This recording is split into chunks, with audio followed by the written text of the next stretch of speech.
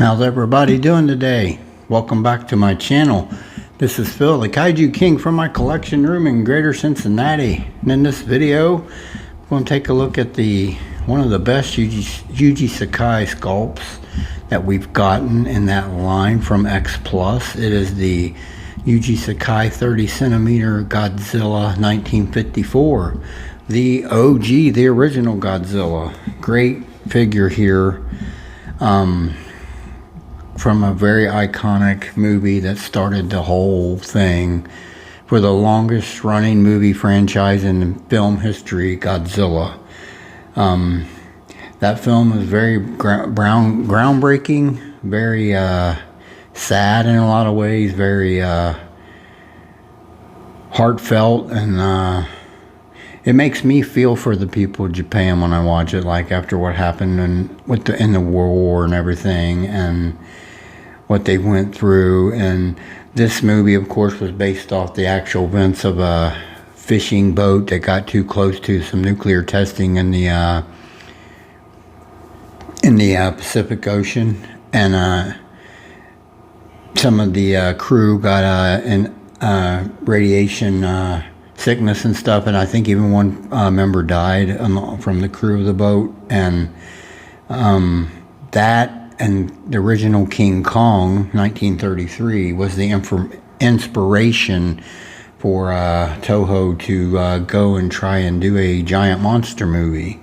Toho decided what would happen if a gigantic monster rose from the sea and attacked Japan, and it was all because of humanity's ignorance and humanity's abuse of nuclear technology and the repercussions of that nuclear technology is Gojira from 1954. The movie is classic, and from what I gathered, Haruo Nakajima, who played Godzilla from 1954 through 1972, the suit was very heavy and cumbersome for him, and it weighed, I think, approximately in total around 300 pounds, if I'm not mistaken, and he could only do moments at a time of filming for the Godzilla scenes in the suit, and it would wear him out, and it would wear him down so bad that the suit would be filled with sweat inside. From what I understand, it was just really a grueling experience for him,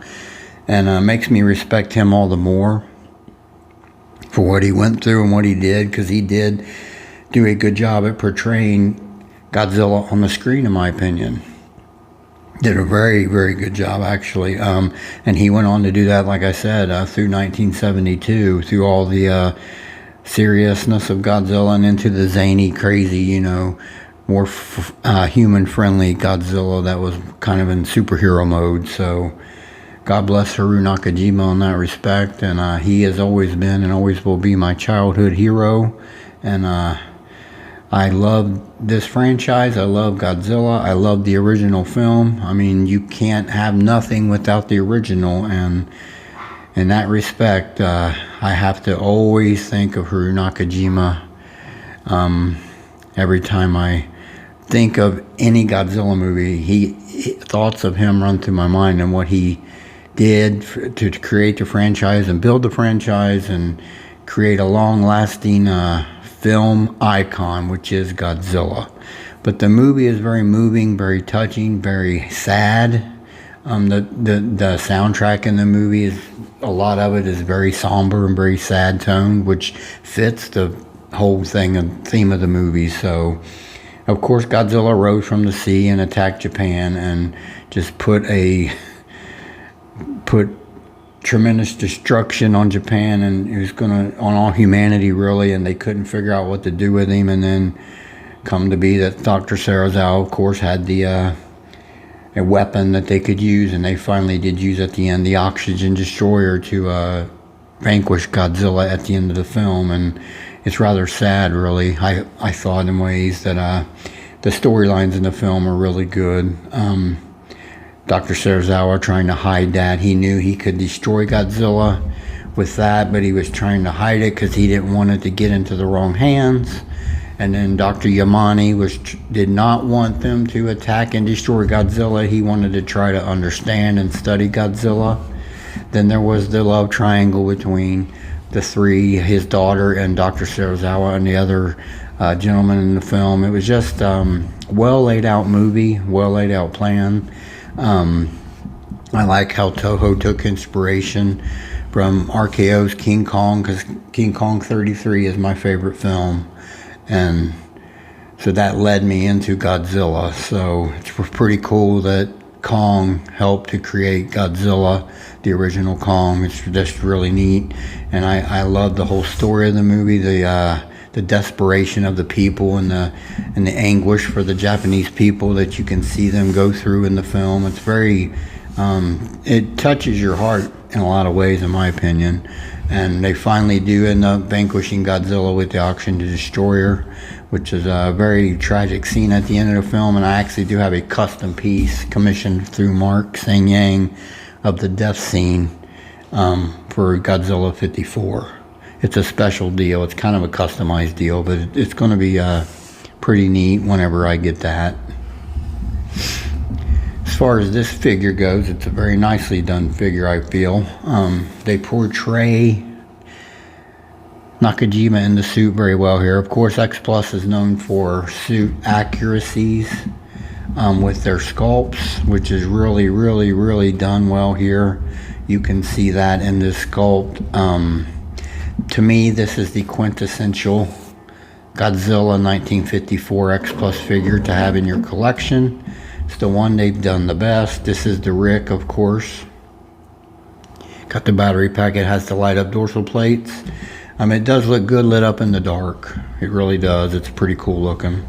But it is a nicely done figure. Of course, this is a Sakai, and it came out, I believe, in early 2018 February time frame, if I'm not mistaken.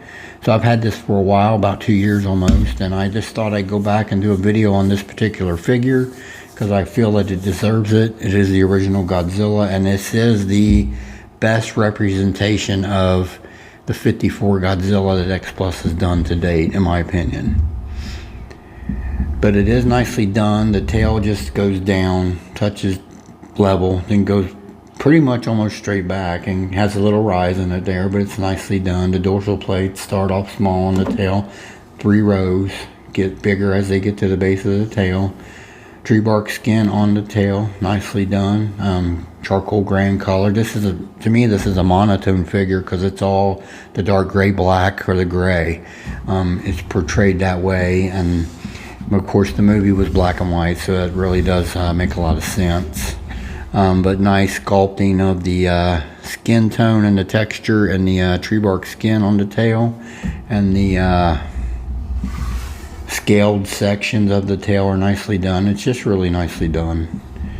And then up here on, of course, you've got the dorsal plates. I'll turn that off for a moment. But they are translucent on the outer tips to do the light up feature.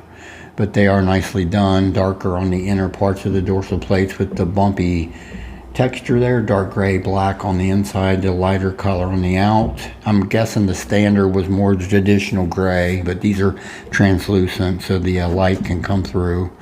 And they're nicely done. Of course, the 3 rows of the dorsal plates running up the back, nicely done. The tree bark skin all over the body is very, very nicely sculpted, nice definition in all of it. From his legs, both his legs, very nicely done. Down here on his leg, you see nice suit wrinkling, portraying the suit wrinkles from the suit, very nicely done. Both legs, nice sculpting of the tree bark skin. Up here on the midsection and the abdomen, nice sculpting of some suit wrinkles as well, in the upper chest as well. It's just nicely captured the essence of him in the suit, Mr. Nakajima in the suit. They just capture that really well, I think, on this sculpt. Up here on the arms, of course, you see nice folds of the suit in the bend of the arms, and in the corner by the shoulders, you see some really nice suit wrinkles and bends in the arm and the elbow area. It's just nicely done. In the tree bark skin, of course, nicely sculpted, all charcoal gray, dark charcoal gray in color. They really captured the whole essence of him in this suit very nicely. They also did that nicely on the original 30 centimeter 54 as well, and I'll bring that up for some size comparisons here in a bit. This is, of course, like I said, a Sakai, and it's smaller in scale, and you'll see that on the size comparisons I do. I'm interested to see the upcoming next month. It's Sakai X Plus Godzilla 1984. Will that be a bigger scale like the recently released Sakai 95, or will it be down to the smaller scale like the most of the Sakais are? I'm very anxious to see what his sizing is. That'll be interesting. As far as his feet go, they are four-toed, one toe on the side of the foot, the inner part of the foot sticking out on the side, 3 in the front. Nicely done toes, dark gray toenails there. Almost the same color as is his skin, really. Same up here on his fingers. He has 4 fingers on the hands. The thumb is kind of out from the 3 fingers, just like in the movie. I remember when I watched the movie, you know, his hands were like that. Nicely done. The nails are also the dark gray, very similar to the color of the skin of this Godzilla. It's all very nicely done. They capture this version of Godzilla 1954 expertly.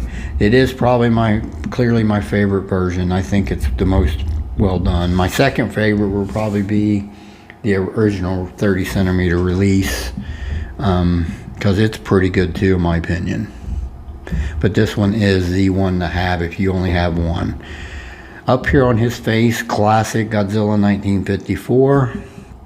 Nice sculpting of the nose, the cheek areas, the eyebrows, nicely sculpted.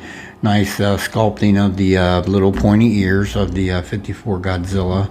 He had pretty prevalent ears on this suit, and it's nicely done. They really do a nice job. Just Yuji Sakai does. He usually knocks them out of the park, and this is no exception. The eyes are, of course, white with a black pupil, and they're kind of just looking straight down almost. But they're nicely done. Nice black and white, which is so apropos because of the film is black and white. The mouth, the teeth are individually sculpted. They are all gray in color, which is cool because, again, the film's in black and white, so they're capturing that essence to me of the black and white movie. So it's a very nicely done sculpt all around by Yuji Sakai.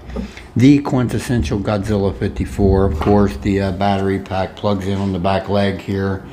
Has a little piece of skin that comes off to plug that in. So pretty nice figure here. The quintessential 1954 Godzilla from X Plus. Right here, to me, there's no better one out there in my view. This is really captured very well. All right, we'll move on to a few size comparisons, and let's do that right now. All right, everybody, I'm back. Here I got all my 30 centimeter X Plus 54 Godzillas, the original release 30 centimeter, the Sakai, and the Train Biter 54, which is really awesome figure. It's more of a stylized version. I do have a video of this guy on my channel in my archives. These are all really awesome. I love all 3 of these. You got to respect the lineage of Godzilla, and I've got pretty much every figure they've come out with. I've got the 2 D4 reels, the standard and the one with the base. It's monochrome, very similar monochrome like this is. And then I've got the gigantic 54 Sakai. I've got all 3 of these. I've got about every X Plus 54 that they released except the 25 centimeter. I do not have that one. I may grab it at some point. These are all nicely done. Very, very cool, very unique, all in their each own way. This 54 is actually one of the bigger, tallest 30 centimeter X Plus there is out there. They're all really cool. This is the OG, people. We got to support and respect the lineage of Godzilla, and this is where it all started. All right, let's bring up another size comparison right now. Alright everybody, here is the X Plus 1955 Godzilla from Godzilla Rage Again, 30 centimeters. You can see the Sakai is traditionally smaller in the scale, except for, like I said, the recent release Sakai 95 is pretty much almost to scale with all the 30 centimeter line. It was surprisingly big, which was a pleasant surprise.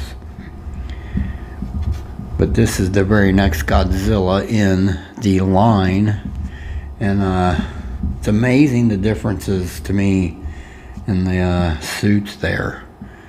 They did some modifications between the two, in my opinion. His eyes are more forward on the 55. They're not more to the side, they're more forward. The face is more flatter. The jaw area especially is more flatter and wider. There's just some differences there in both suits. And the 55 is a rare and a favorite of some people, actually. And I love the movie.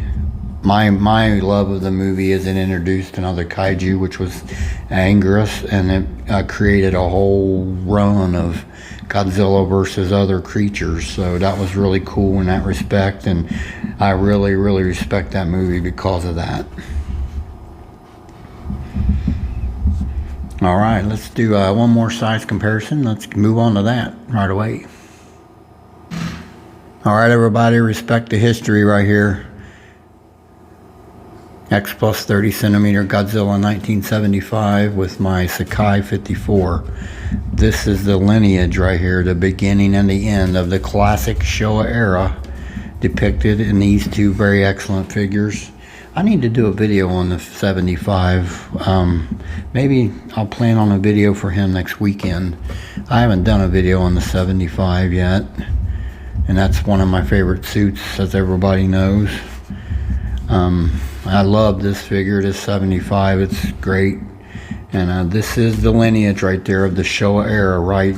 Perfectly depicted by X Plus, the 54 and the 75.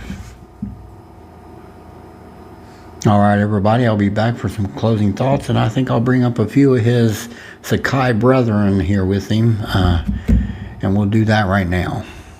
Alright everybody, I'm back. I got some of them on here, as many as I could. I brought up the Shin Sakai 95, 89, open mouth, and the 91, of course, is a perennial favorite of everyone. This line is very well depicting of all the Godzillas that they've picked. They are top sellers, in my opinion, for X Plus, and no wonder they do so many. I love them. It's a shame this is the only Sakai, Showa era Sakai we have. Let's hope that we get some more Showa era Sakais. That would be great. I mean, the next one coming is another Heisei. He must have really loved Heisei, because he has hammered on Heisei with these things, which there's nothing wrong with that. I love Heisei too, but he needs to delve into Showa for sure, in my view anyway, as far as let's get into that era with some sculpts. It would be nice to see some Showa era Sakai love out there. But these are really nice line. I would suggest, highly recommend them, and I personally would really recommend that 54, because that is the beginning. That's the lineage of Godzilla, and that is the best 54 X Plus has released, in my personal opinion. It's very well done, and all of these are awesome though. I just can't fit them all up here. We still have the Sakai 02 and the 92 and the GMK. I have all those. It's just I can't fit everything up here. It's crazy. I've pretty much got every Sakai they released, except for the 89 closed mouth. I think that was a Sakai that got released. I do not have that one, but it's a very nice line. Very nice work from Yuji Sakai and X Plus, and I would highly recommend that if you can get yourself this 54 Sakai, you will be very happy. It's a very nice figure. X Plus and Yuji Sakai have captured Haruo Nakajima in the suit very masterfully with that figure. Alright everyone, I'll close out my video with a close-up of this Sakai 54. Want to thank everyone, as always, for their time and attention and supporting my channel. If you like the video or comment below, that would be great. This is Phil, the Kaiju King, from my collection room in Greater Cincinnati, and me, Yuji Sakai X Plus Godzilla 54, want to wish everyone a very blessed day. I will talk to everyone later.